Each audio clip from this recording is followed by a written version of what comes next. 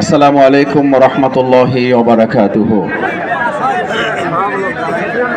আউযু বিল্লাহি মিনাশ শাইতানির রাজীম। বিসমিল্লাহির রহমানির রহিম। ইয়া আইয়ুহাল্লাযীনা আমানু কুতিবা আলাইকুমুস সিয়াম কামা কুতিবা আলাল্লাযীনা মিন ক্বাবলিকুম লাআল্লাকুম তাত্তাকুন। সাদাকাল্লাহুল আযীম। আজকে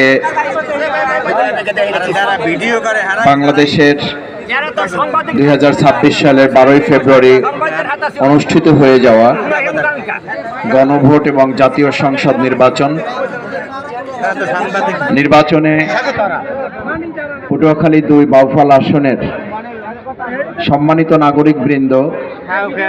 প্রচেষ্টার মাধ্যমে, লড়াই সংগ্রামের মাধ্যমে, তাদের পবিত্র ভোট আমানতের মাধ্যমে বাউফলবাসী যে বিজয় অর্জিত করেছে, যে বিজয় তারা নিয়ে এসেছে, আল্লাহ তাআলা যে বিজয় এবং সাহায্য দয়া করে আমাদেরকে দান করেছেন, সেই বিজয়ের শুকরিয়া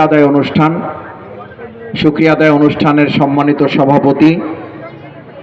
বাংলাদেশ জামাত ইসলামী বাউফল উপজেলার সম্মানিত আমির জননেতা জনাব আলহাজ মাওলানা মোহাম্মদ ইসহাক মিয়া, উপস্থিত পটুয়াখালী জেলা জামাতের সংগ্রামী আমির বিজ্ঞ আইনজীবী অ্যাডভোকেট নাজবুল হাসান, গলাচিপা আসনের সম্মানিত সংসদ সদস্য পদপ্রার্থী ছিলেন পটুয়াখালী জেলা অঞ্চলের টিম সদস্য আমার অত্যন্ত শ্রদ্ধাভাজন বিশিষ্ট শিক্ষাবিদ অধ্যাপক শাহ আলম, আমাদের এখানে 11 দলীয় নির্বাচনী ঐক্যের নির্বাচনে যারা প্রার্থী হিসাবে প্রতিদ্বন্দ্বিতা করার কথা ছিল, যারা বাউফলবাসীর পক্ষে